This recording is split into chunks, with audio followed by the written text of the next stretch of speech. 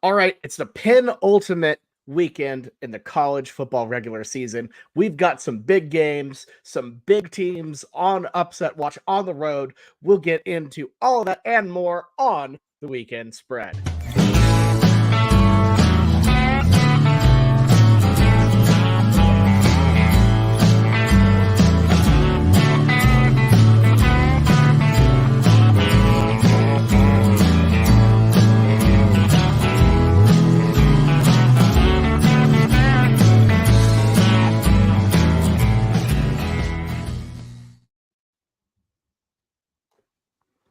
All right, everybody. Hello and welcome to another edition of the Weekend Spread.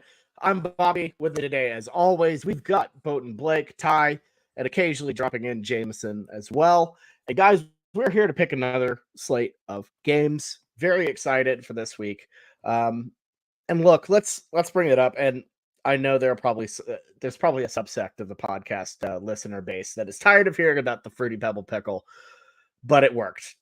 And I gotta say, OU looks a lot better. I'm horrible at the weekend spread again. And you got to point to the pickle, but we all knew it. It's like the one. It was.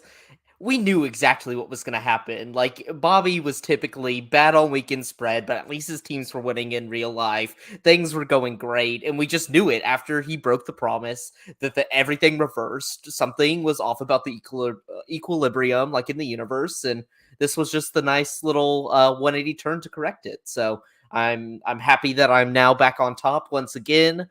Thank you, Bobby, for that, but I'm also glad the Sooners are doing well. So at least you can hang your hat on that. Boomer Blake in full force there, I guess. I don't know. Hey, I was all in on him last week. I said gonna murder him. Boomer Blake knows. He really has his finger to this program. Like he's boots on the ground, understands everything going on in that locker room. Basically, my picks when it comes to OUs have just been straight locks this year. So ball nowhere. But yeah, big week to say the least. Interesting stuff as well off the field. The Big 12, tough look for the Shield, Blake, by the way, before we get into the picks. We have to bring it up. Had to clarify their tiebreakers because they didn't know what they were. Ty, I know you've been big against this in our conversation. What was up with the Shield there? Yeah, so as I understand it, they didn't necessarily clarify the tiebreaker. They just completely changed the rules mid-season because their first rule was nonsensical. I mean, don't get me wrong. What they have now settled on, taking head-to-head record into account is the better system.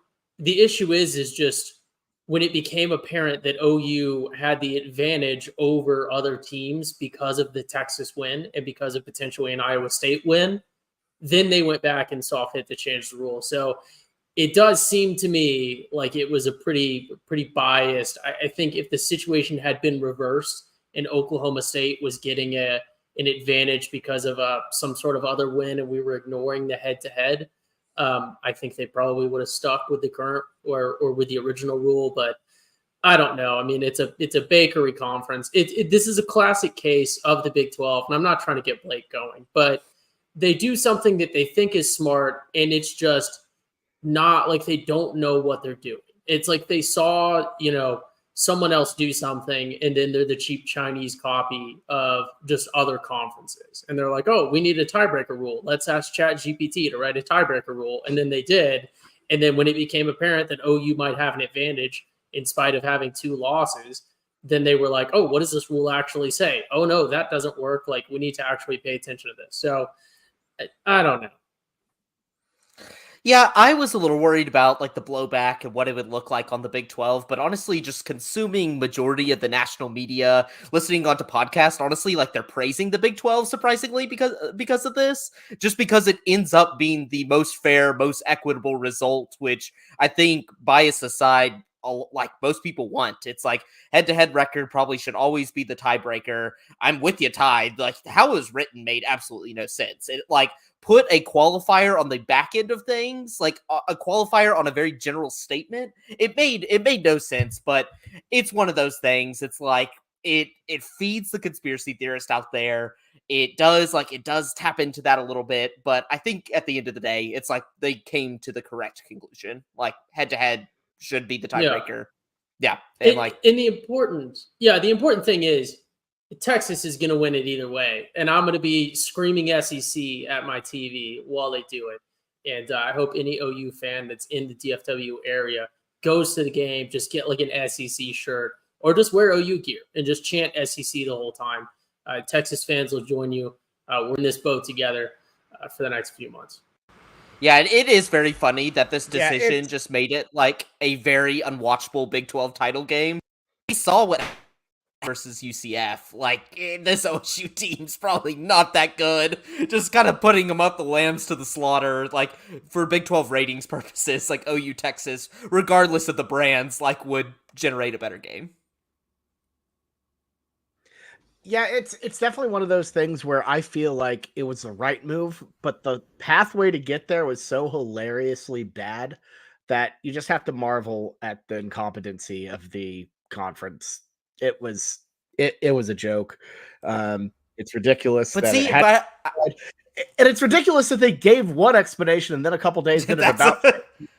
But I feel like this is going to be really wrong.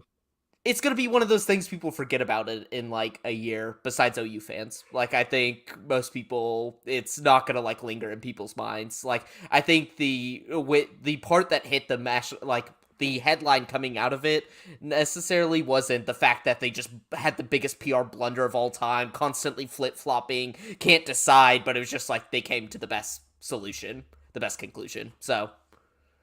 Agreed. Well, all right. I don't think there's a ton to talk about in college football over this past week. We're not going to get into the Harbaugh thing because that's dumb. Yeah, before we dive into the slate, let's hear from Jameson, his opening statement as we get this thing started. I know. I'm disappointed too. Robo Jameson has to return. Somebody has to be there to keep Bobby accountable as the OSU sleeper agent of the podcast, and it can't be me. So I need Ty and Blake to step up because he's going to run loose if no one keeps him accountable. And me being Robo Jameson is not because I am ashamed and I can't face the spotlight after my really heartbreaking Boko pick. I picked him. I got back on the train. I relapsed. And whenever you relapse, things never go well. And it's a shame. It really is. And I feel really bad because I learned throughout my process and my poor journey of picking Boko that I was toxic towards them. And I was negative. And I was selfish. And I went back on the boat and tried to get them a win versus the Chants. It hurts. But it was totally worth it. It was worth a shot. Boko, I will continue to support you throughout your journey. And first time in a bowl, it's going to be a great season. Don't let this and me take you down. I'm so proud of you all. Yeah, Jameson completely screwed over Boko. I think we can all agree with that. That's completely botched it. Just to clarify for the listeners, a couple times here and there, Jameson does have work demands and cannot come on the show. This week, he's just too ashamed, so he refused to come on the show. That's the only explanation. He had to be ashamed. Clearly. Okay, so let's get into our slate. But before we do that, I want to give a standings update. Blake has moved into the lead with a great 8-2 week last week. He is sitting at 65-52. I'm sitting at 63-55 in second after a 4-6 disappointing week. A lot of really close misses, but they're still misses. Jameson's third, 59-59. He had a 5-6 week off of that. Just weren't two of those losses wild cards? Am I wrong on that? I'm pretty sure he missed his other wild card. Yeah, he missed his wild card and his pot of greed. Yeah, the double whammy. And then Ty is sitting in last at 56-62. So nobody's fully out of, or nobody's fate has been sealed yet, but people gotta start getting to work here. So let's kick this off with a big one. I would just like to clarify. I would like to clarify one game, right? I have an excuse for all of them. You know, Cincy I don't know what happened with that. That was just, as if Blake was on something. There's some points fixing or something there. But I did say on the podcast that if Quinn Ewers played, I wish I could have had a mulligan. And then the second Quinn Ewers was announced, everyone thought I was joking. I was like, oh no, they might not even win. They're certainly not going to cover with Quinn Ewers. And what happened? I got screwed. I went out on one of the best islands in the history of the podcast. And then here comes the Mac Jones of college football to ruin my day. So shout out to Quinn Ewers, absolute bum of the week. Jeez. That's hilarious. All right, let's move on to our first game of the week. It's a big Pac-12 battle. I feel like we had Washington. Washington's been kind of a mainstay here. They're ranked 5th, 10-0, and they're heading to Corvallis to take on the Oregon State Beavers, 11th ranked in the country, 8-2, 4-6 against the spread, and they're favored. The Beavs favored against the 10-0 Huskies by 2.5 points. You can find this one 6:30 Central on ABC. Blake, as the leader in the clubhouse here, you kick us off here.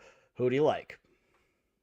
This is an ultimate ball knower game. I love it. Starting off, Pac-12 has just kind of been a ball knower league. And last week, I knew it. Utah was going to cover that. I don't care about the late missed field goal. I don't care that there was a chance for Washington to cover that one easy at the end of the game.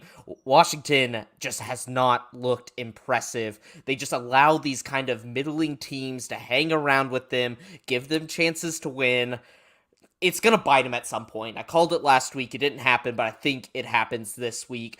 I'm taking Oregon State and the Beavs. Corvallis is one of the most underrated home field advantages, I feel like, in college sports. It's similar to, like, some NC States or what some of those, like, there's quality schools, but they're never elite. So they don't get talked about as one of those good home field advantages. Corvallis is going to be rocking for this game. I don't care if they have half a stadium. Construction's still not finished.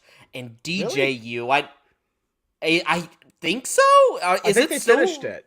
No, they finished it? Okay, finally. It felt like years, because after last year, seeing it be like half a stadium, still rocking, by the way. But I know what Ty's gonna say. He's gonna slander DJU, but I'll give you just a little bit of facts about DJU before Ty rips them apart. DJU started off the year horrible. 8 touchdowns, 4 interceptions, first 4 games.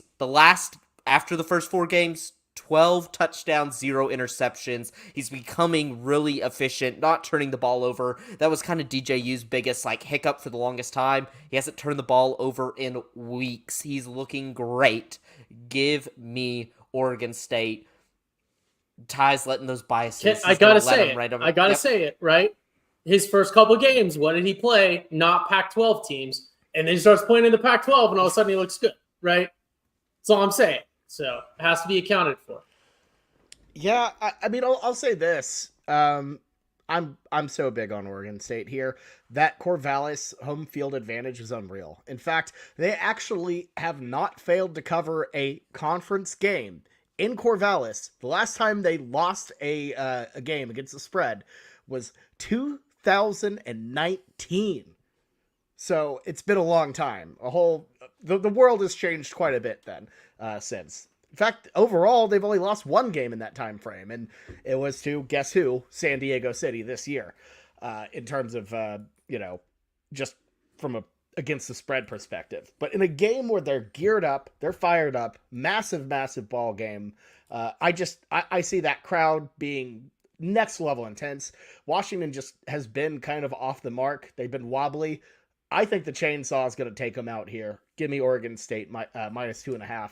Love this pick. I loved it. Obviously loved it when they were dogs, but Vegas knows what's up here. They have been slamming the Beavs. I need to go on a slight tangent here. Bobby brings it up, and it was not addressed in just the general college football talking segment. Those bums at San Diego City had to force their coach to retire because they cannot pay the buyout for him to fire him because they tried that weird escape plan in the middle of the summer that cost them millions of dollars. So they had to beg this guy to retire, just hoping that he would oblige, because that team is broke. That school is broke. They can't afford. They can't afford to fire a coach. Who knows if they can hire a coach? And it's all because of that little stunt they tried to play, leaving the Mountain West. Mountain West strong, baby. That's how, it made me so happy. It made me so happy. I knew what they were doing whenever he retired with multiple years left on his contract. Yep. Yeah. Look, I obviously was on San Diego State out of spite, but the more and more I really once I saw Brady Hoke, it'd be like, oh God, it's Brady Hoke. I totally forgot that his offense is garbage and he in general is garbage. Yeah, my optimism, I knew I was screwed for that UCLA game later on, but yeah, sayonara, Brady Hoke, you bum. You are not good. All right, Jameson, what's your take on this one? Washington going to Oregon State. I believe in Washington. I see the defense. I get it. But I'm not going to pick them. Even though I think their defense is getting a little bit overhyped, I think that they show up in big games. Oregon State, at home, in cold weather, night game, national TV, do not pick against them. It's as simple as that. We've seen it time and time again. Give me Oregon State -2.5. I feel like everyone else is going to have similar takes, and this is going to get redundant, superfluous, etc. But you just got to keep it up. All right, Jameson on the Beavs here. Ty, who do you like? Look, this Spooky Beaver thing is when they are underdogs. You guys have like Georgia Tech versus Georgia here, and Georgia Tech is favored for some reason, and they have a failed ACC quarterback, a league where the likes of whatever the Florida State guy's name is and Drake May are lauded as competent quarterbacks. I don't want to hear it, right? Washington, not good. Washington, pretty stank, actually. How they beat this Oregon team, I don't know, right? Washington kind of seems like, and again, this is not necessarily a jab at Blake. This is not a bit. This is the best analogy I can come up with. This Washington team making it into the playoffs, if they do, it's kind of like last year's TCU team. They're pretty good, and they just make sure that they take advantage of things when things are there. I think, TCU's quarterback last year a little bit better than Michael Penix Jr., if you ask me. But, I like the Huskies in this one. I've been on the Huskies all year. It's burned me a little bit. It's helped me a little bit. They're 5-5 against the spread. I think I'm about 50% picking them. I like the Huskies in this one as they objectively, all bits aside, obviously this season I've been the worst at picking games, but you're talking about the number 5 team in the nation versus a 2-loss team that's not even in the running for their conference. And the number 5 team that's undefeated with a Heisman candidate quarterback is the underdogs. Give me the points there all day. Give me the Huskies. Okay, Ty is on an island with the Huskies there. All right, moving on to our next game. Was massive in preseason, not so much now. It's the number 1, newly christened, they moved back up. Number 1 Georgia Bulldogs, 10-0, 4-6 against the spread. They're heading to Rocky Top to take on the 18th ranked Tennessee Volunteers, 7-3, 6-4 against the spread, fresh off of a really, really brutal loss to the Missouri Tigers. Just not the same team as before. Bulldogs favored by 10.5 here. Could find this one 2:30 p.m. Central on CBS. Ty, who do you like? Yeah, I think this one is simple, right? We just saw what Georgia did against Ole Miss this past week. I think we have finally started to see this Georgia team click a little bit here. Tennessee, I don't know what's going on, right? I have to speculate that Heupel is potentially throwing games so that he doesn't get hired by Oklahoma. Understandable at this point. But I don't know. I have to go with the Dogs. I understand one of you might bring up the fact that Bama has already locked up that Western slot in the SEC championship, and there is high potential for look ahead from Georgia, especially if they're looking at this Tennessee team coming in going, these guys just lost to Missouri. I'm not worried about them. I'm looking to, three-peat the Natty. I'm looking to win the SEC. I understand that all those things are here. I understand Georgia's been below expectations a little bit this year. I think most teams have been. And then, look at the against the spread. Obviously, Vegas has had a hard time really getting a read on this Georgia team this year. I don't think anyone in any sort of computer models was predicting what that Ole Miss game would turn into. I don't think they're going to necessarily replicate that. I don't think Tennessee's that tough of a place to play. That's a bit, but that's also serious. Give me the Dogs in this one. I think this might be one of their biggest tests all year, but I like them minus 10.5. Okay, I like it. Jameson? Tennessee at home as a 10.5-point dog versus Georgia. The way Tennessee played versus Missouri is absolutely unacceptable. And I understand Tennessee is a different team at home, but I just don't know how you can come back from that and cover the spread versus Georgia team. Georgia team is coming into full-on form right now, and it's going to be hard to stop. Give me Georgia, 14 points. It's something that I feel like is an easy pick, and it's going to be another classic Schooner Pod, Georgia across the board. Did he just go Georgia 14? Anyways, I don't know about that. We don't have a 14, sponsor. If he like, we don't have a sponsor, so we're all over the place on books, I guess.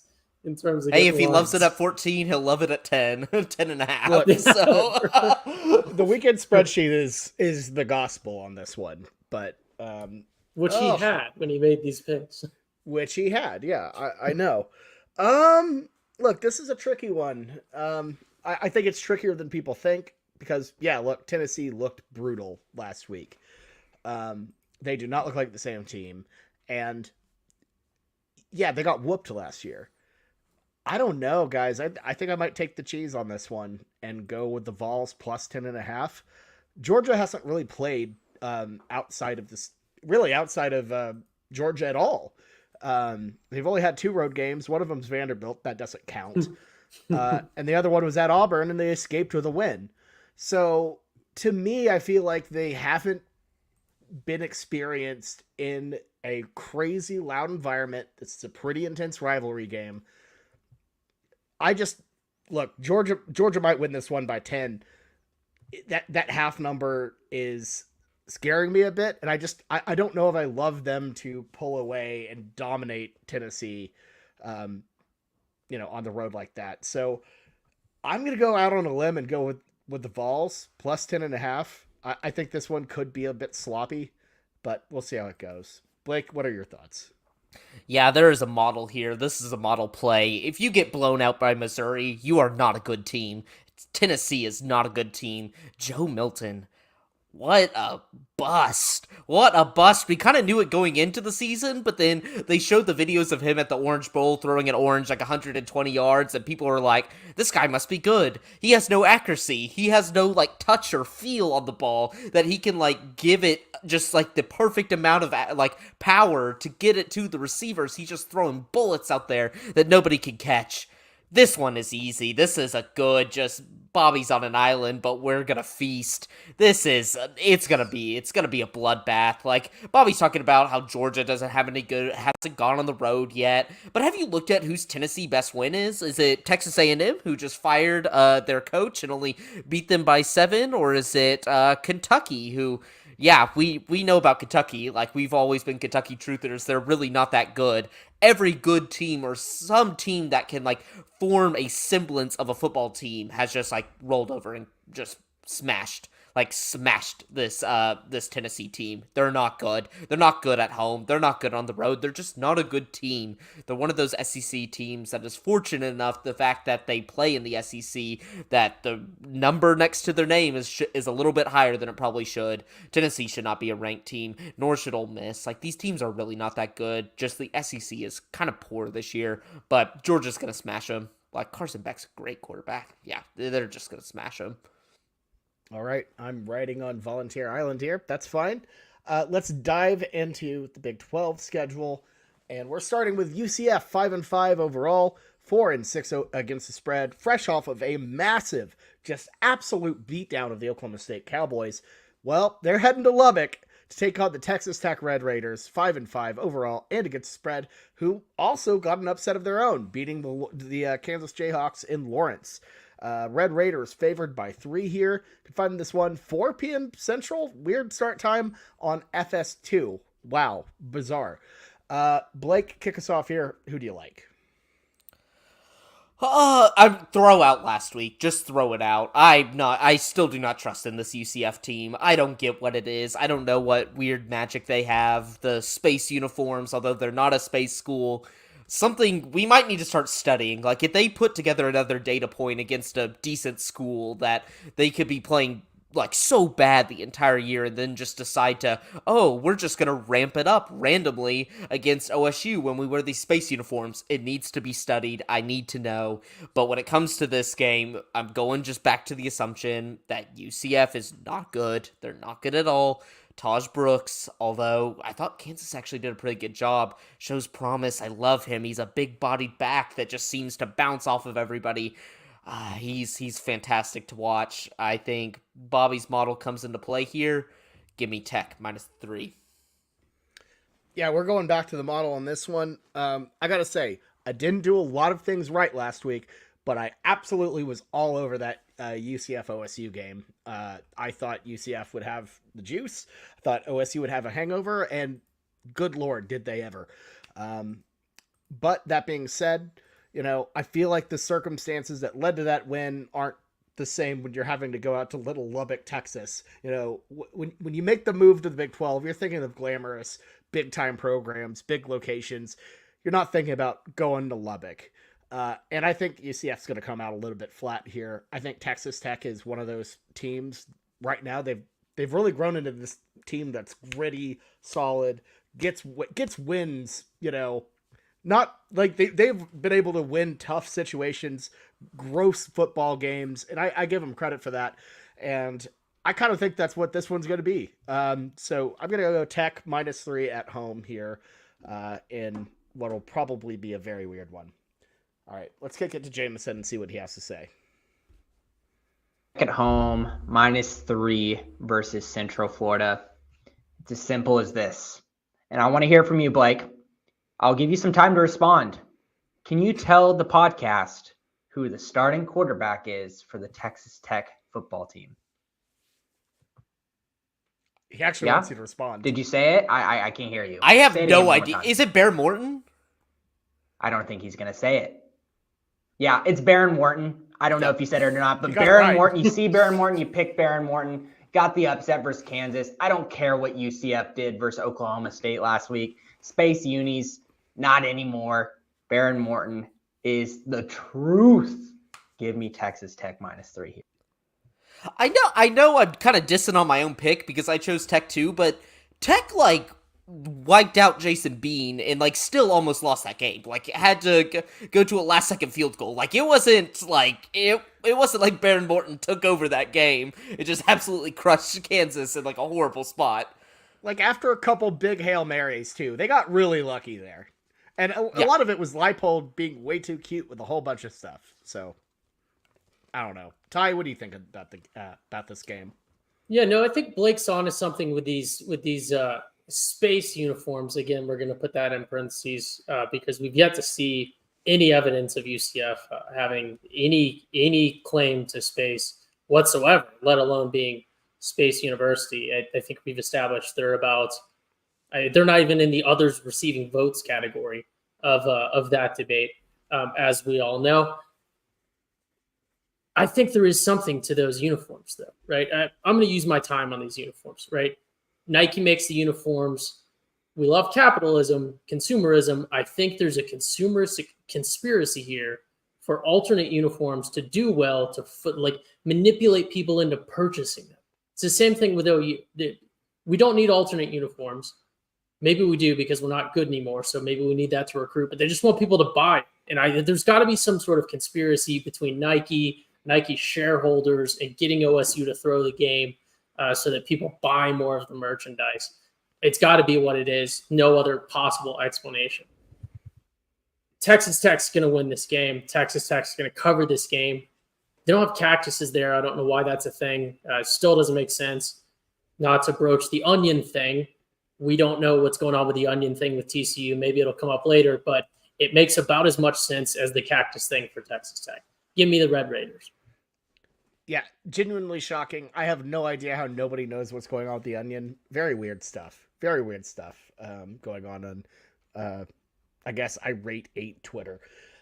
But All right, let's move on to our next one. It is a Big East classic to the Cincinnati Bearcats. 3-7, 5-6 against the spread. Just got their first Big 12 win in Houston. Good for them. Good for the Bearcats.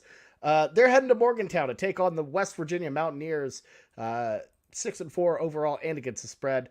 They just went to Norman, took a pretty big loss. They look to bounce back at home. They're favored by 7. The Mountaineers are. Find this one 1:30 p.m. Central on ESPN Plus. Ty, who do you like? Right.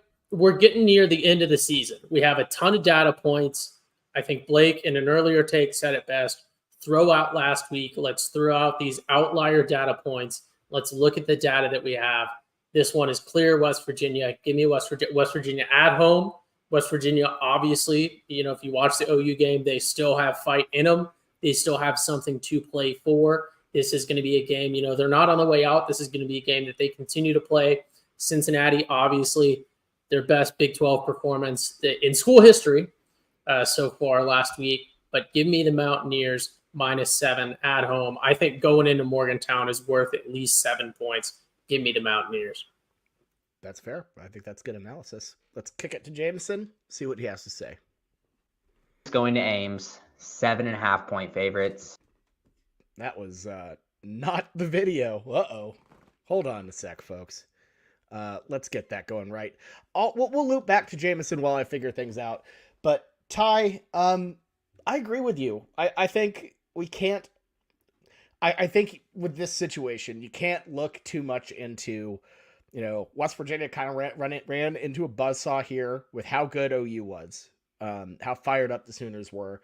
And they clearly looked like they had something to prove.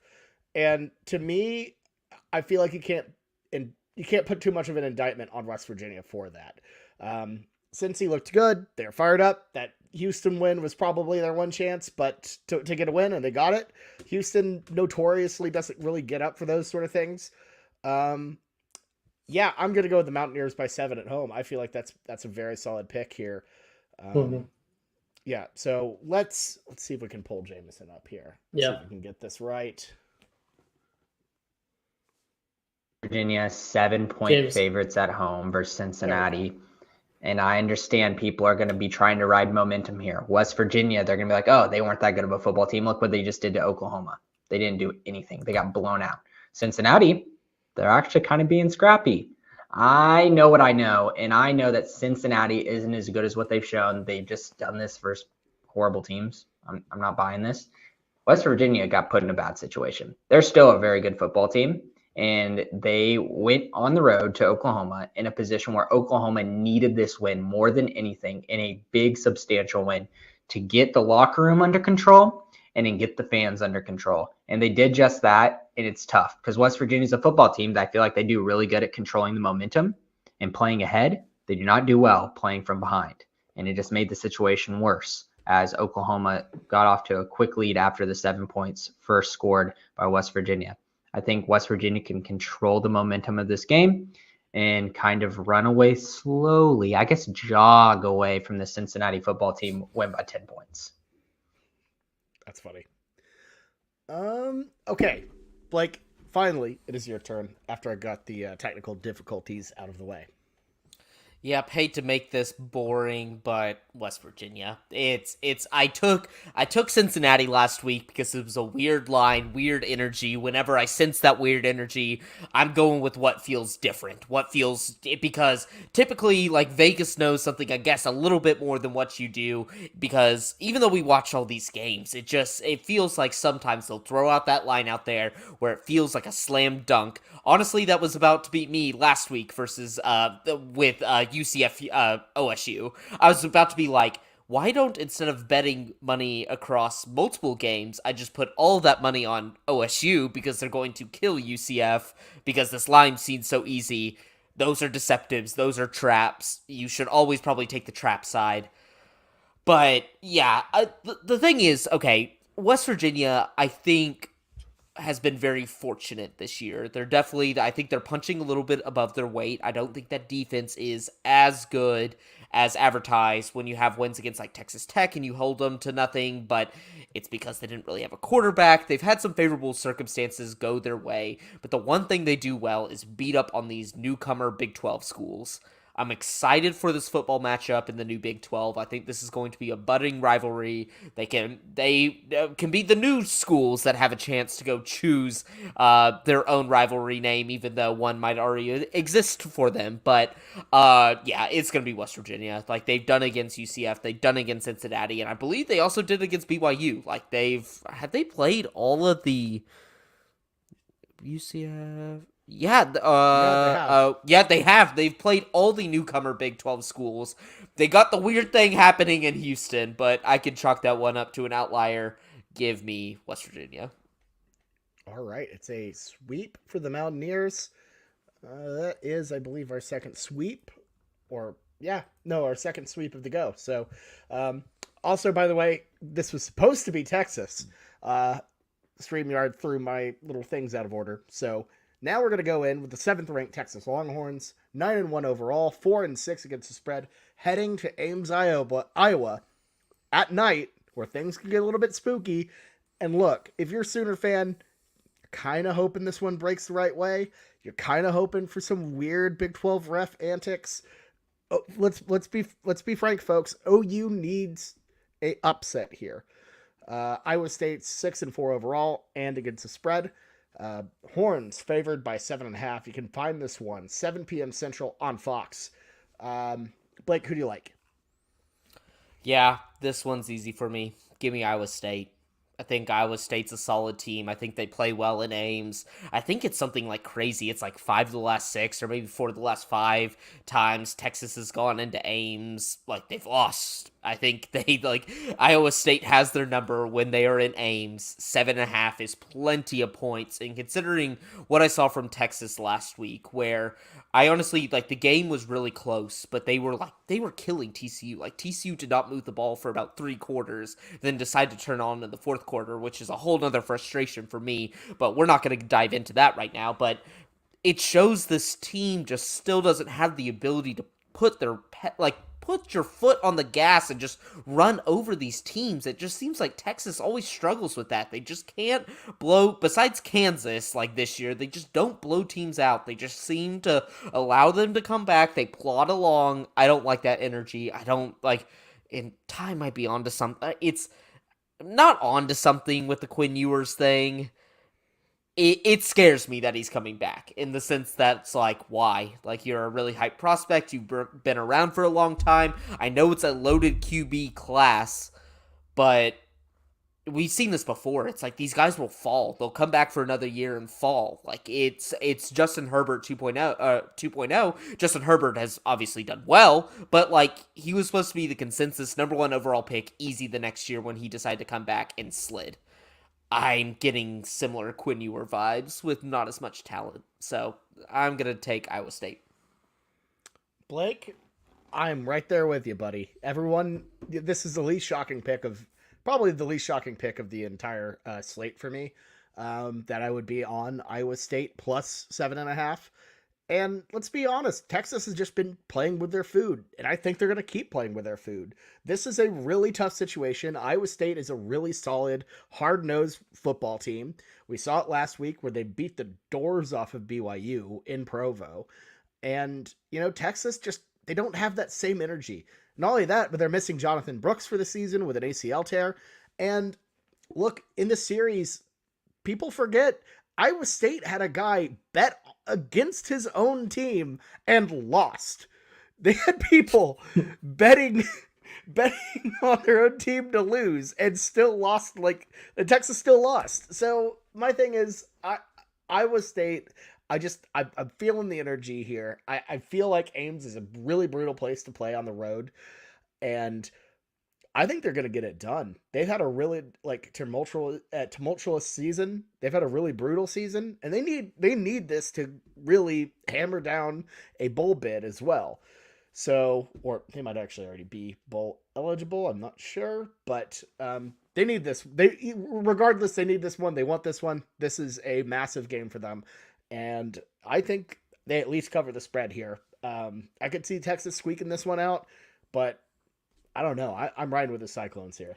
Let's see what Jameson says.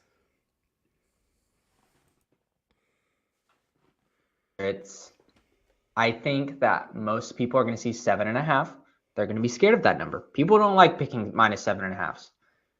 They're also going to look at Iowa State saying, oh, they could spoil Texas's chances to get to the Big 12 championship. Might pick that side. Also, OU football fans on this podcast might want to pick that side. Also, Jonathan Brooks, ACL, the TCU performance in the second half. I'm going away from that, and I think Texas handles Iowa State.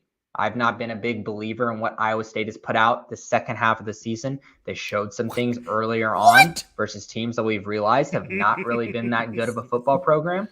And now they play Texas in a time and position where Texas really needs to show out and show out big time. With their quarterback second week off injury, I think things come into form, and Quinn Ewers rides the momentum of his announcement saying that he's coming back for another season, and Texas wins by 17 plus. Come on, Jameson. Wow. Come on, Jameson. No. Come on. Ball not nowhere, Jameson. He's been all over Rocco backed. Anytime Iowa State comes up, it's Rocco backed, Rocco backed. That's all Jameson has been. And then now he comes on, he does his little videos. He always does this. Like, says stuff that he just passes off as like, oh, this is a nothing comment. He's been all over Iowa State like this entire second half. He's like, I've not been impressed with Iowa State's second half. You've been all over Rocco backed. I'm tired of it. I'm sick of it. It's just a classic ball not nowhere take, and we kind of exposed that last week with his record. So, all right, Ty, who do you like here? Look, I'm in a terrible position here because I need a couple offsets from Jameson. I cannot count on the wild cards. I need a couple games to offset from Jameson. I was really hoping he was going to go with y'all with Iowa State here. The smart thing for my game, I think, is to listen to y'all because y'all have obviously known these teams a little bit better this season. Go with Iowa State. I zagged from Jameson. I increased my chances of not being at the bottom, but I just can't do it, right? I'm with the Horns, and here's why. Like, the storyline is perfect. Quinn Ewers is committed to ruining both his own career and the future of this Texas program by returning. It's amazing. It's like it could not be scripted more beautifully, the artistry of this, because where have we seen this story arc before? The coward, too afraid to move on to the NFL, too afraid to take the next step, too afraid to jump into that bigger pond and prove themselves. That's right, Matt Campbell, the OG coward who did amazing things originally at Iowa State and then was too afraid to push himself, decided to stay where he's comfortable. And now his little empire of 6 a.m. chili is crumbling around him as his own fans scream at him in a state where you can literally just win like 6 games a year and have permanent tenure as a head football coach, even if you're abysmal at your job. It's insane. Quinn Ewers, same story arc. He knows that he doesn't have it. He's afraid. He's staying where he's comfortable. He's going to cause Arch Manning to transfer, hopefully to USC. I genuinely hope he goes to USC. That would be really cool to watch, I think. Or maybe Colorado. I don't know. That might be crazy to watch as well. No. I will wish that evil upon college football. I stop it there. No, we cannot have ESPN NIL deal. He gets a $100 million deal from ESPN. ESPN bets now a thing. I get their ads every 2 tweets on or I guess X or whatever it's called now. Yeah. But all right, well, here's still call it tweets. Yeah. Here's my alt thing in closing, my alternate talking point on this one. The Red River game permanently scarred both of OU and Texas. We both just left that reeling, unable to do anything. Teams completely changed afterwards. We just saw OU bounce back. I think Texas bounces back here. I think they handle this one pretty firmly. Give me the Horns -7.5 in Ames. Ty's got a point. Boomer Blake might need to get into the lab to start formulating the take that it would probably been better for OU to lose. Oh my God, the Red River rivalry instead of win, and that might have reversed kind of the fortunes of their season. Ooh, that one's a good one. Oh, I need to get in the lab with that one. Blake, you need to hop on Sooner Scoop and start like putting out some message board geniuses level like threads out there. Like, I'm just saying, like the idea of like, well, they made too many videos about how to beat Texas, and that's why they're bad. No, that is. They celebrated a little too hard. The T-shirts afterwards, it felt like a little too much focus on the business opportunity, the media angle. There is some truth in that. Like Colorado, I don't know if I look at their season. We started playing for clicks. It's as simple. Yeah. Blake and I would tear up the message boards. Like earlier today, I was genuinely calling for OU to just flat out refuse to give away seats at all at any game ever, even if it meant not going to the SEC. I'll go to the MAC if it means we don't have to give away seats to anyone. That's so bad. That's such a bad take. I love it. Let's move on to our next game. It's the 23rd ranked Oklahoma State Cowboys, 7-3, 6-4 against the spread. Fresh off of an just a flat out embarrassment of a game against UCF. I'm not sure if Mike Gundy's bothered or not. He brought his dogs to the press conference. He's doing Mike Gundy stuff. He's not bothered by anything. Like, he was not bothered when they lost to South Alabama when you should. Like, he probably just wanted a contract. He got his contract extension. He's probably good now. Well, anyways, they're traveling to Houston to take on the Houston Cougars, who frankly are one of the most confusing teams in the Big 12 by far. They're 4-6, 5-5 against the spread. This team's all over the place. Pokes favored by just 7 here on the road. You can find this one 3 p.m. Central on ESPN2. Ty, kick us off here. Who do you like? Yeah, I mean, so this is funny because I know exactly what Mike Gundy has been doing all week. He would never go to Texas A&M, but 1,000% chance he's been checking his email and his voicemails every day and being like, A&M hasn't reached out yet. That's weird. I think Houston might straight up win this one. This would be one of those takes. I wish Jameson was here for this because he'd be like, oh, Ty can't do that. Ty can't do that. I think Houston might just straight up win this game. But I also have to look at the fact that Houston really hasn't done what Houston has to flex in reality is just like, they almost didn't lose to Texas. Like, that's pretty much what they've been hanging their hat. Like, yeah, they beat West Virginia, kind of an upset. I don't think them beating Baylor was an upset. In all honesty, we'll get into Baylor here in a second. But I don't know that Houston's really – I'm not a big quality loss guy. I've kind of changed my tune on quality losses. I think it's weird to flex like, we lost this game. Give me Oklahoma State. Look, this dude they have at running back, right, is the Spirit Halloween costume version of Chuba Hubbard. No one should ever use his name and Heisman in the same sentence, ever. But I think Oklahoma State has the tools here where I have to go with them -7. All right, let's kick it to Jameson here. I think this is it. West Virginia 7. No. Houston has 7-point dogs versus Oklahoma State. Oh my God. There's no way I can pick Houston. I love my Donovan Smith. I really do. But my God, they've just looked horrible recently. I thought I saw something whenever they kept it with Texas close and honestly could have won that football game to begin with.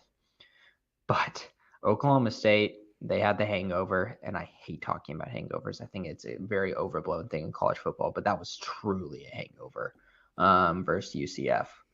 I think they can just kick it back into gear. And the way that they're set up, they should be able to handle Houston's football team very easily. 7 points, I feel like, is an insult to this Oklahoma State football team. They'll bump right back into gear. They won't be at the same point that they were after the OU game, but it's okay. They'll still be a good football team. He went with Oklahoma State there, -7. I hate this because Houston is completely untrustworthy one way or the other. And I feel like no matter what I pick, I'm going to go the wrong way on it. And honestly, what's probably going to happen is I'm going to pick... So look, Mike Gundy's really good at bouncing back. I feel like he's had disappointing losses in the past, and they always seem to recover. South Alabama, obviously being one of the main ones. That run against South Alabama and Iowa State was pretty poor. But He's good at turning his team around.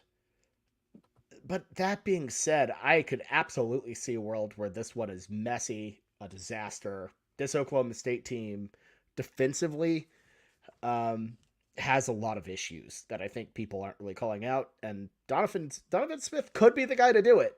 But also, he was awful last week against Cincinnati. So I'm going to go Oklahoma State -7. I don't love it. I don't love either side of this. What's probably going to happen is Houston's going to cover and lose. Like, this is feels like an Oklahoma State by a field goal game. But I genuinely can't pick them. I don't trust them. I think the Cowboys bounce back, but I don't know. This one's gross. Blake? Oh, I'm getting bored of all this consensus, and I'm like, I'm going with Bobby. Bobby's last point. I think it's a Oklahoma State 3-point win, and Houston somehow covers. This just feels like there's something up, and it just I feel like no matter how much the rigging, the other things going to happen, the inevitable is going to happen. It's going to be OU Texas.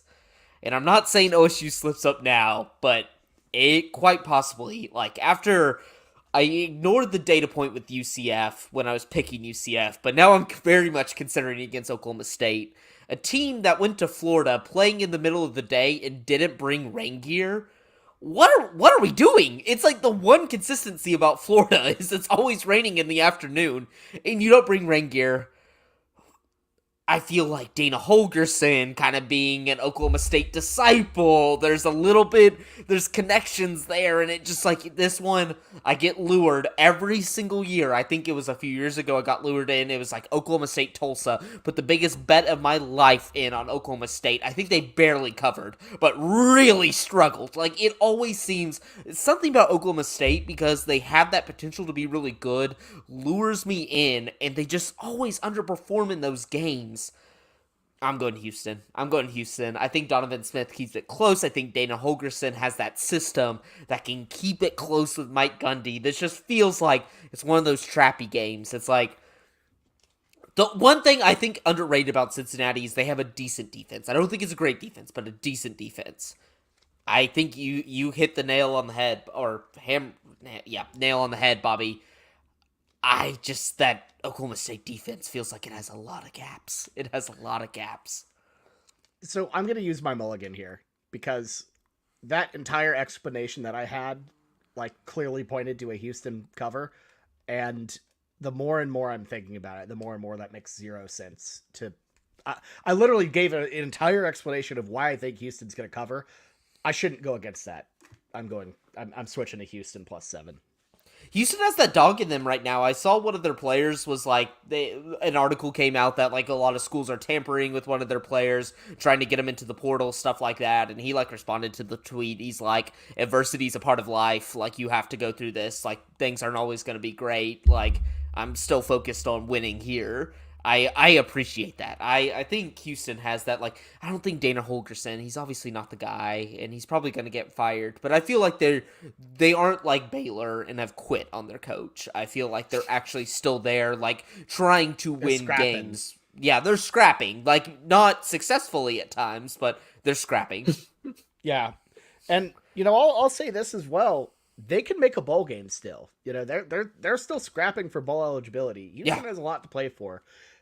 OSU, I don't know. We'll see if they bounce back or not. But, I just feel like OSU, when they're not an underdog, just never looks the same. They look kind of lackadaisical. They don't know how to be the hunted. They're too good at being the hunter.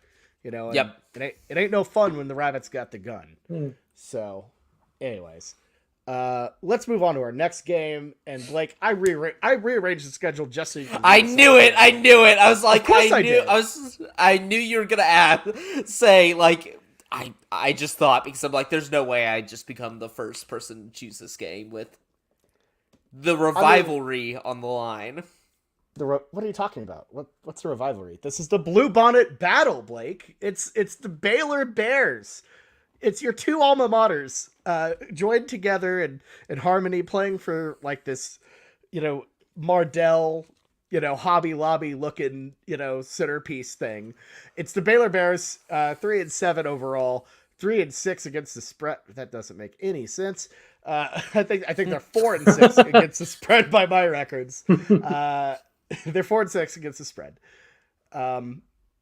Dave Aranda's already talking, like making firing references right now. He knows knows what's coming. He is a dead man walking. They're heading to Amon Carter to take on the TCU Horned Frogs, site of the Armed Forces Bowl, by the way, revisiting the old stomping grounds. Taking on the TCU Horned Frogs, who are, they have a pulse still. Confusing. They fought hard against Texas. They're a confusing team. They are 4-6 overall and against the spread. Frogs favored by 13.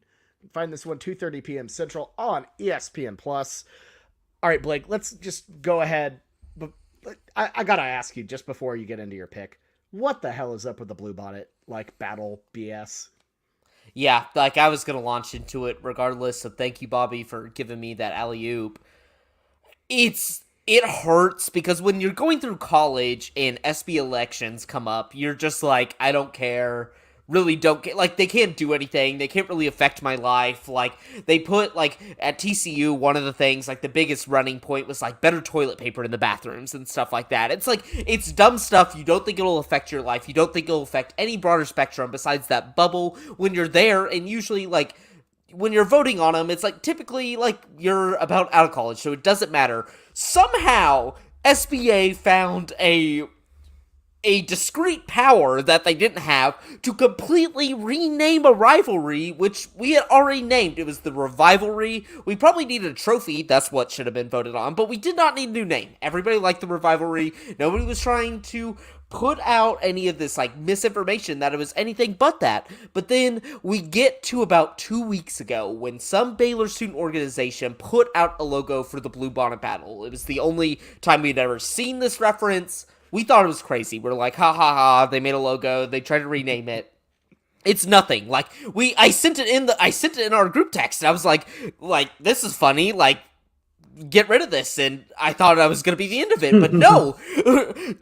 What I didn't know was two student governments were collaborating together to put out the worst name or actually it's not the worst, because I think there's some running conceptions of Oregon State not being the Civil War. It's going to be something bad, and so it might not be the worst, but Bluebonnets, I'm not really mad about that. I'm not mad about the flower. It's a Texas State flower, but the Revivalry was so good because of the religious connection, the connection to the actual sports teams where Baylor left and TCU got left behind, and then it comes back together.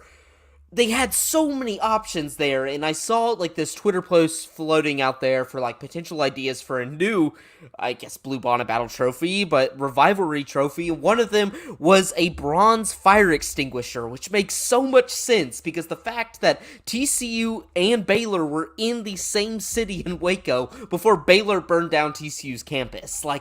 There's so much history there that could make an elite, I know a lot of college football trophies have significance because they've been around for a long time and it's hard to create new ones, you don't want a civil conflict, but that would be so perfect because the history is baked into the trophy regardless of it being new. But we got some, Ty said it perfectly, an Etsy-ass looking trophy that got filtered by the cheapest. It looks so bad. I know the Baylor student body president was on there raving about how it's 40 pounds heavy. I don't care. It has the weird, Joanna Gaines textured, faded, team on it. It's just not a timeless trophy. It's something you give out quickly at a bowl games. Build something cool, something great, something that I will get this about TCU and Texas Tech. The battle for the saddle is cool because you get a big saddle that they put a brand whenever you win on the side. That's a cool trophy.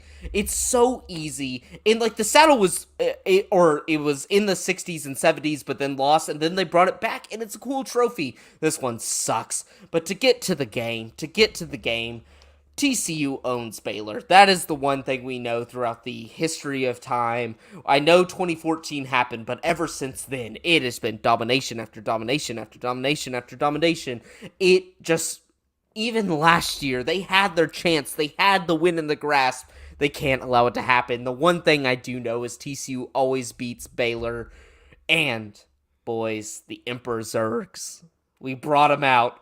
I won it against Texas. We probably would have won the game against Texas, but we brought them out. The Emperor Zergs are our automatic win whenever we bring those bad boys out at home. This is an easy one. This is easy. Baylor has quit on their coach. It's sad. I like Dave Aranda as a guy, but they've quit on him. They're done.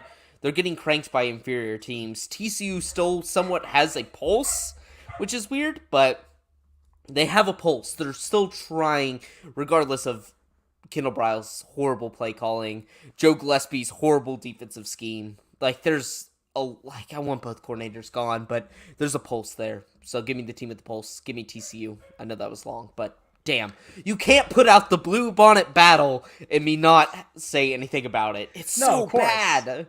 And, we needed the rant. We really did. It's atrocious. And rivalries need to understand that you have to have the trophy be cool and not just like this stupid, like, advanced plaque or something. It has to be fun.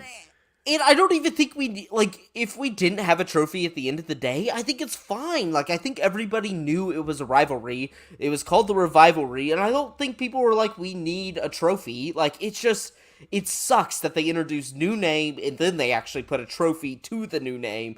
It just ignores the history of the two schools, like, completely. It's just a bunch of bland corporate garbage, yeah. honestly. Yeah. And, Amen.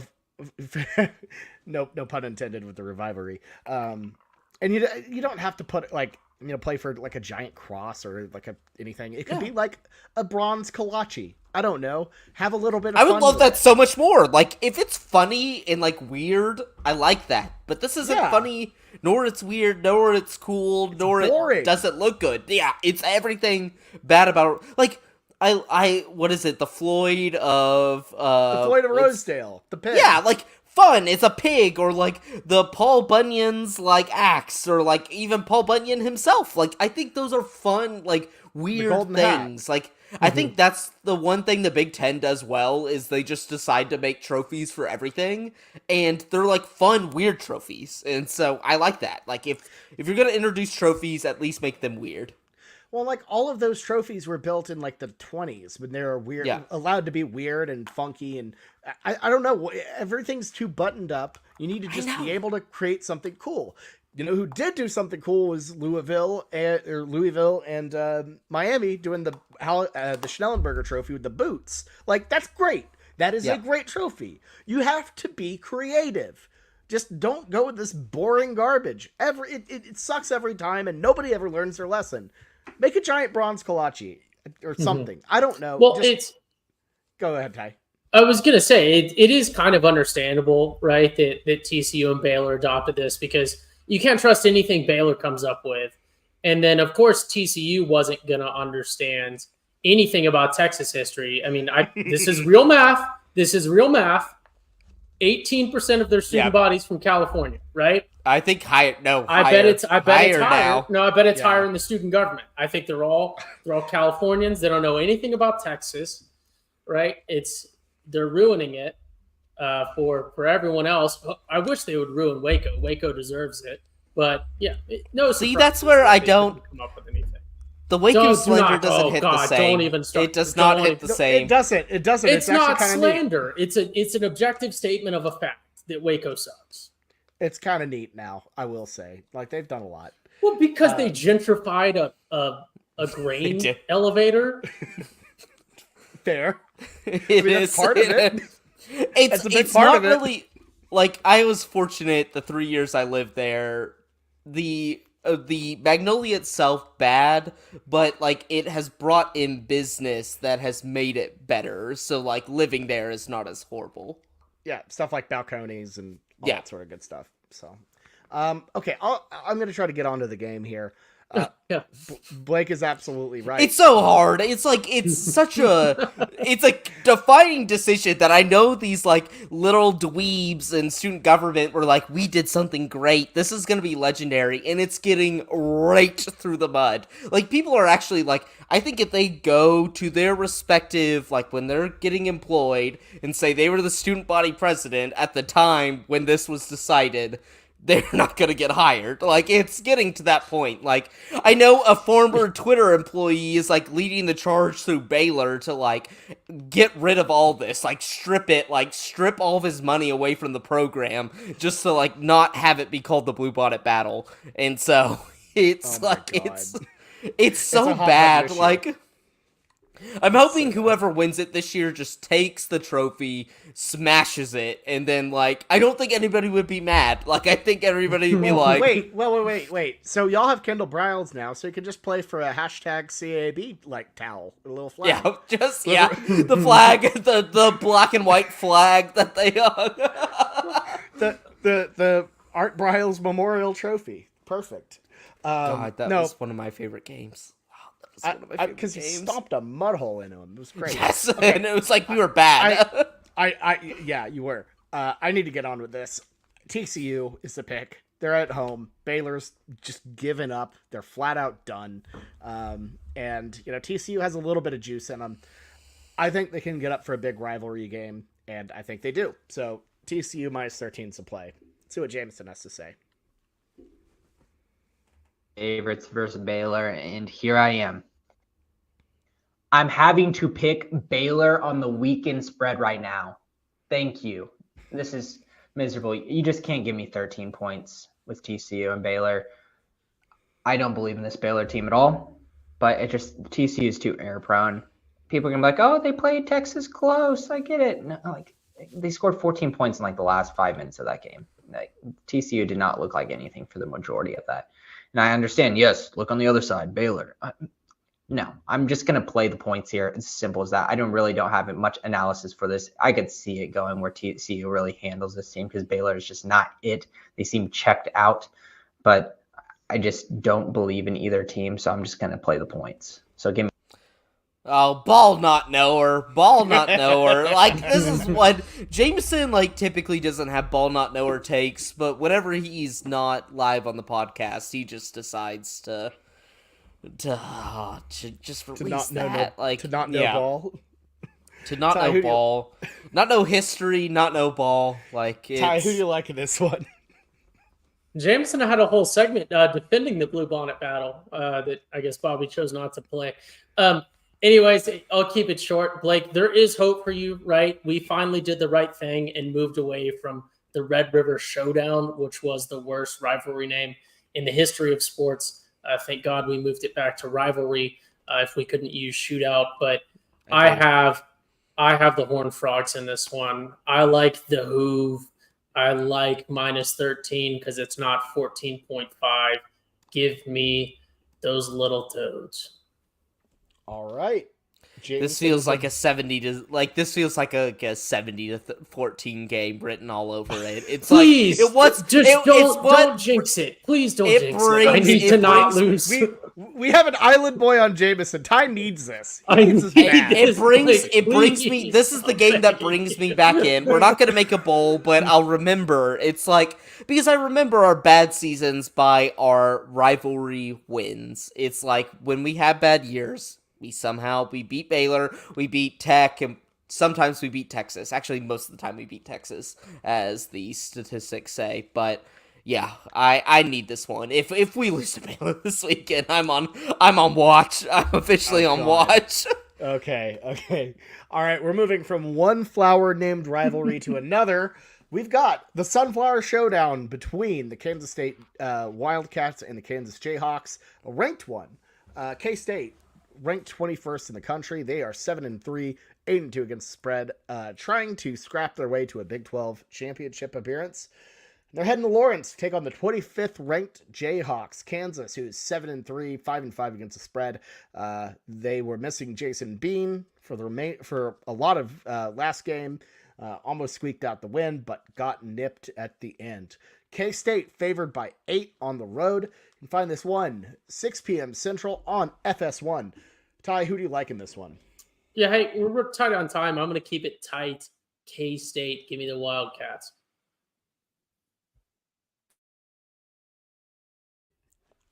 I'm not going to lie. I thought you were going to go a little bit longer. So I know. I maybe was a little too fast. Bobby's still getting okay. Jameson pulled up. It's fine. We got him. All right, Kansas as 8-point dogs at home versus their rivals, Kansas State. I was thinking about this. I saw the spread, and I said, Kansas State, easy. This team is hot right now, and it just seems like they're just blowing out everyone they're playing. And I kind of sat on it throughout the week. Didn't really think much of it. Really thought about the other lines for a bit. Sat down today to record this, and I thought, Kansas is at home. They've been playing really good in big spots. They really have. I think they can keep it close. I don't think they'll win the game, but I think this will be a fun game to watch. Night game, Kansas having some fun this season. I think they can make it a little bit more fun with this rivalry matchup. Don't give me a Kansas win here, but I think they make it at least close enough to keep it within one score. Okay. I like that. And here's my thing. I don't think Kansas, I'm not going to dog on Kansas too much for that performance against Texas Tech. They showed a lot of flaws. They didn't look great. But ultimately, I feel like this K-State team is just a notch better. I think this is going to be a good game, but I see Kansas State just squeaking out ahead at the very end, getting that cover. So give me the Wildcats -8 here. Blake? Yeah, it hurts me to say this. I don't typically back K-State often. I think they're a little overrated. But as we discussed in last week's pod, Kansas State was almost like it wasn't for Chris Kleiman's dumb decision to go for 2. They would have beaten Texas. Like, the momentum was all in their favor, and you have to know he's a coach that, like, Kansas State is a small-time program, but they're so good at developing talent and finding under-the-radar guys. You've got to play like one of the big boys, and Chris Kleiman refuses to believe that. Jason Bean's going to play this game. Like, I looked up, Lance Leipold feels confident that, like, he's going to be out of concussion protocol, be fine to go. I don't think that matters. It's like, Kansas State, I know they had to go towards Will Howard when it comes to the Texas game. You got to give more consistency. You got to be able to pass the ball. They can kind of do the little, like, Kansas has gimmicks. K-State has gimmicks whenever they do the 2-quarterback system with Avery Johnson. I think just feature him a lot because this Kansas team cannot stop the run. It's like the one thing they cannot do. If you put in Avery Johnson in that game, if Chris Kleiman does not get cute, I think they just run away with this one. It's like bad because I love Kansas. I love Kansas being good. I hope Lance Leipold stays there for a while because it's kind of nice. It's the only sport I root for Kansas for. I hate them in basketball, but they're not very good in baseball. So actually, maybe not the only sport, but I just think if K-State goes back to getting cute, they're going to run away with this. So give me Kansas State. My thing with Kansas is I kind of did like them. I thought they were cute in football. And then I remembered that they're the same jerks who are Kansas basketball fans. That is true. They are so insufferable in football, just the same. Like it was pretty bad, a couple weeks back in Lawrence. But regardless, we move on. Let's move on to our next game. We've got a big one. And look, this is a rare one. It's the Oklahoma Sooners playing a 10 a.m. local start game in Mountain Time against BYU. The 14th ranked Oklahoma, 8-2 overall, 7-3 against the spread, heading to Provo to take on the BYU Cougars, who are 5-5, but an abysmal 3-7 against the spread. Sooners favored by a whopping 24.5 points. You can find this one on ESPN. Blake, who do you like? This one's surprisingly the hardest, even for Boomer Blake, the hardest on the slate, because we saw that video. We saw the video of the BYU podcasters, like, in tears, imagining OU coming in to their house. And I think at the time they were like, imagine it at night, and BYU just like failed to remember that like they're now a part of a conference that can just move your times around whatever they want to. Like you're not just always going to have night games as an independent. Boomer Blake's having a tough one on this, but I just think what Iowa State did last weekend just proves like this BYU team's just not good. They can't find out what's good at quarterback. They can't seem to move the ball. They're not very good on the defensive end. I think OU knows. The good thing is it's like OU seeing OSU last weekend knows that team's vulnerable. Like they know now that the tiebreaker, even though resolved, they're vulnerable. They're still going to crank teams. This OU team is just, it's better than those 2 weeks that they came out and just laid flat for like more. We know the reasons why on offense, but they're just a lot better than that. They're a lot better than BYU. I'm not afraid by the 24.5. I think this is a blowout. BYU's not used to those early morning games. OU is. Give me OU. Give me all the points. I don't care.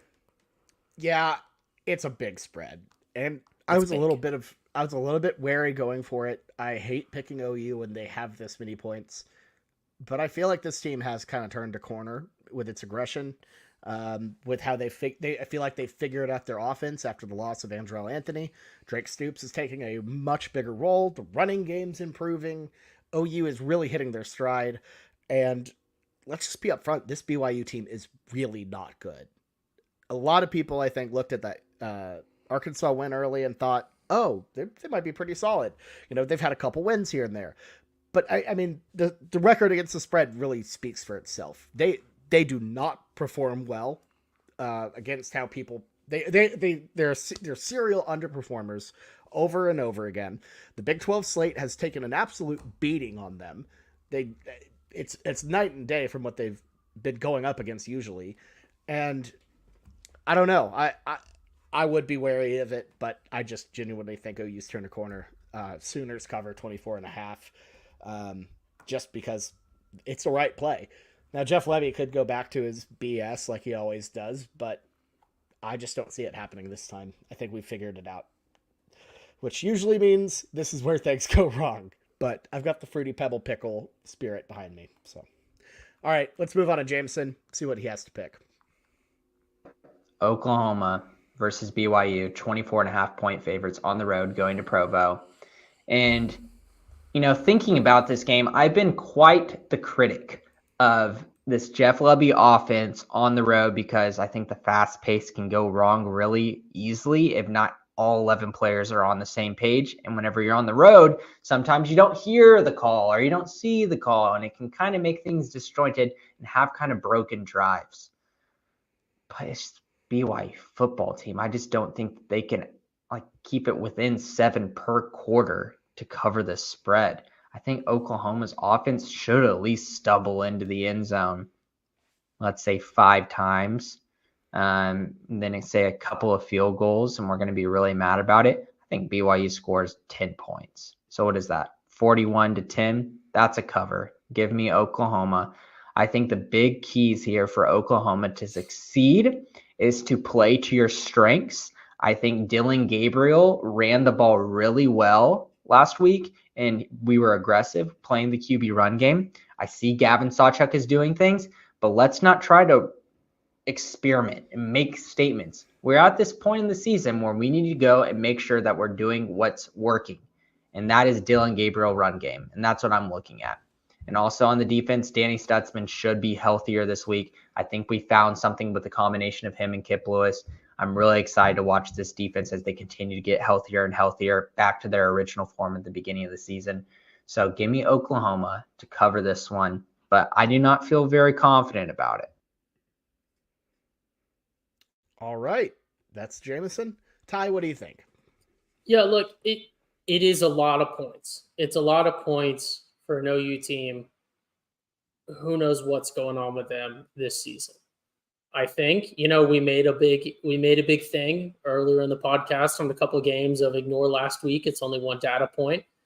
You could maybe make that argument for this OU team. I don't think they're in danger of losing this one, but you have to have 25 points to cover. That is a lot of points. Here's what I think OU has going for them, right? It's coaching carousel season. There's all sorts of openings opening up everywhere. Levy's got to put a good resume out there if he truly does like hate Norman and wants to leave. You know, we're not going to get into the Levy thing again, but I think OU has everything going for them in terms of we just really need to impress here. And I think we have a lot of stuff that is clicking for us. Again, the return of Danny Stutzman, I think, is going to be huge. Obviously, everything we broke down in the podcast on Sunday, if you haven't listened to it, in regards to the West Virginia win and then also the BYU game coming up. I just don't think BYU has it in them. Someone pointed out in the comments that BYU has never played a 10 a.m. game at home. I don't know if that's true, but it sure sounds true to me. OU well-versed in the 11 a.m. Central kickoffs. So give me the Oklahoma Sooners minus 24.5 in Utah to take home a win, take home the cover. All right. It's a Sooner sweep there for this game. So let's move on to our favorite pick of the week. Why aren't the brakes working? Because I cut the brakes! Wild card, bitches!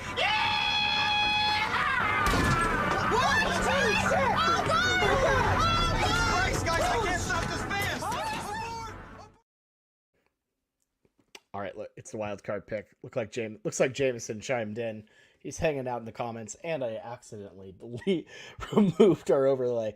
It's the wild card pick. We can pick whatever we want. So, Ty, kick us off here. As you're in last, you kick us off. Who do you got?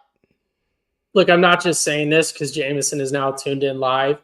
I spent about 15 minutes desperately searching this slate, trying to figure out what Jameson's was. I guess I could have just gone into the StreamYard actually and listened to his. You could have. I'm not above doing that. I wish I would have thought of that because I would have done that and then just picked the same one as him just to frustrate him. But there were things on this slate too juicy to pass up. The hater in me wants to take Clemson -7. I get to cheer when Drake May throws 2 interceptions as he does against any competent opponent. I really like Boko -350, but unlike Jameson, I am wise, and I know that Boko only hits the first time you pick it and then never again. Jameson will continue to learn that lesson, I suppose. That's the second straight pot of greed that he burnt on Boko in a year. Twice in a row.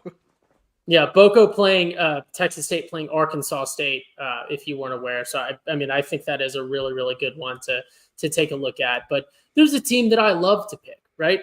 OU fans hate them. I understand why. I'm not happy about how it happened either. But you cannot deny, right, especially after watching Levy and everyone else that passes themselves off as an offensive genius. Lincoln Riley really is an offensive genius. Does he have a head coach? Should he be a head coach of a major program? Debatable. I think he's taking steps in the right direction, but he is an offensive genius. There's potential that this is maybe Caleb Williams' last ever college game people are talking about. They're playing USC. I should have USC playing UCLA. They're not playing USC. USC is playing UCLA. UCLA has a coach on the hot seat. They're trending downwards. They get a ton of hype. I really don't know why. I mean, they beat Washington State, I guess, and then Colorado, if we're going to start to count non-bowl eligible teams as quality wins. But they just lost to both Arizona teams. They've lost to Oregon State. They've lost to Utah. USC, 7-point favorites. I shocked myself. I thought I'd pick them more this season, but I've only picked them twice this season. I've lost both times. But I think USC has a touchdown in them over UCLA in this crosstown rivalry. There's always that potential that a coach on the hot seat pulls one out of nowhere, which would be kind of funny, actually, if he wins the game and still gets fired. I'm not cheering for him to get fired, but that would be objectively fun. Is Jimbo beating your special. crosstown rival in a massive upset, and then they're like, you're still done, buddy.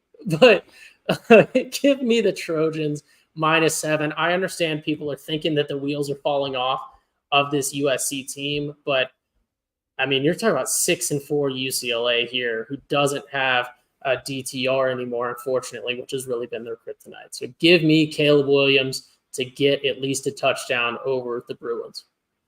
I think that's fair. I think that actually is a really good pick because UCLA is also spiraling, as you mentioned. All right, let's see what Jameson's wild card is. I'm very excited to see this. Wild card, baby. And we're back. And I understand I have to defend myself. I went 0 for 2, essentially, on non-weekend spread picks with my pot of green not hitting. And then, Rice. I told you I wanted to get dirty with it last week. I know JT Daniels wasn't playing. Probably should have looked at that a little bit closer. You would have been able to see it if you would have just looked it up. But still, whatever. That was fun. I like being a little bit different. Looking at the spreads this week across the slate, there is one that was clear and obvious to me that I thought was an easy W. I'm going back, boys. We're going back, Boko. Come on, Boko. I got to get back on the screen. I relapse. It doesn't matter if you go on another week. It doesn't matter. I was clean for so long. I can delay keeping clean for another couple of weeks until I get a Boko win. You know the martingale betting strategy when you're playing roulette. Whenever you spin the wheel and you say, I'm going to put down $2 on red, doesn't hit. I'm putting down $4 on red. And guess what? If Boko doesn't hit, I'm going to put $8 on red next week. I don't want to spoil it, but guess what? I'm going to keep going because something's got to work. I got to get some Boko in my veins right now. I tried to get it last week and it didn't happen. I needed 3.5 points as a favorite versus Arkansas State. And Oklahoma fans, you guys know Arkansas State. I wasn't impressed with that football team. Boko is a team I've been impressed with. I understand they didn't do well versus the Chanticleers, but that's a good football team this year. Give me Boko to get back on the horse as a minus 3.5 point favorites. Y'all are laughing at me, but y'all won't be laughing when you see Boko win by 25 points. Yeah, I said 25. That's a weird number, but just wait. It's going to happen. Putting it into 20 manifestations of the universe. We're not laughing. Go Boko. We're not laughing at Jameson. I think we're just disappointed. I'm sorry. There should be a rule. There should be a cast where if you say they're going to win by this amount, you tie yourself to that and not the line. This is absurd what he's doing to poor Boko. Boko had this one in the bag. That was a guaranteed dub. I talked about it, and now they're going to lose outright. So thank you, Jameson. Dirty Arkansas State. That's a shame. They are better.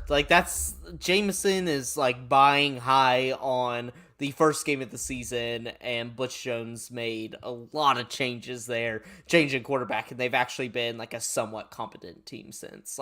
Competent in the Sun Belt, but somewhat competent. Yeah. Wow. Well, I'm just sad for Boko there. That's a bummer. All right, I'm going to do mine now, and look, I'm going to be upfront. This is a dirty pick, but I'm going to go back to the well of one of my favorite strategies, and look, folks, the vibes are in the right place.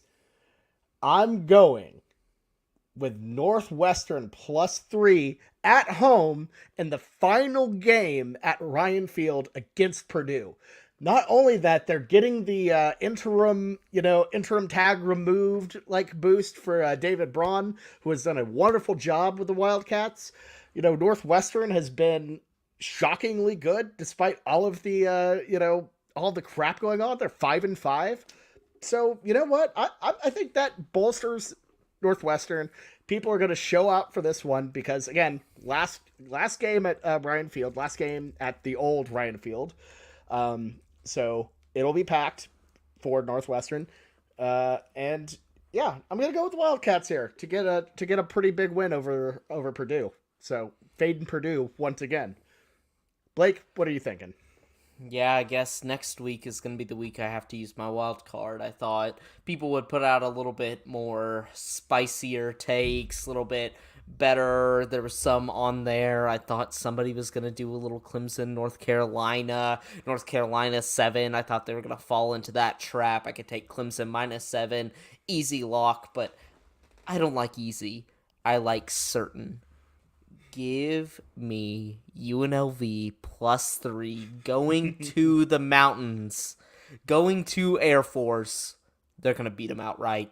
UNLV looks spectacular. That's the one thing that has been totally cast off this season, is how great my boys in the desert have been building that. Their only losses has been to Fresno State, which their defense has played well, and their only other loss besides that to Michigan, a team that could win the national championship.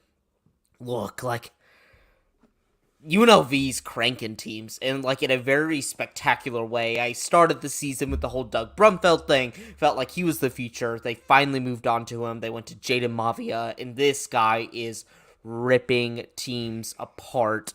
We saw it against Wyoming last week. Wyoming, a very competent Mount West team, very like little down week.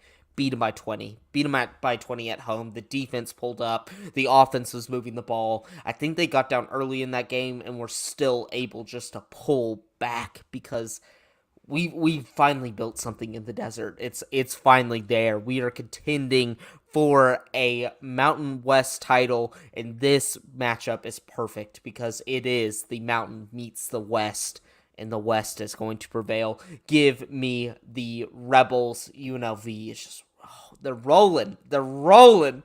And don't even get me on Colorado State. Colorado State with the big win last week, get them to 4.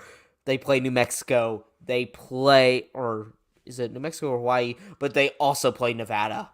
Oh, we might be cashing. We might be cashing the biggest win total of my lifetime this week. Incredible. You know, hey, something's brewing in the desert. You are right. You are right. So our wild cards this week.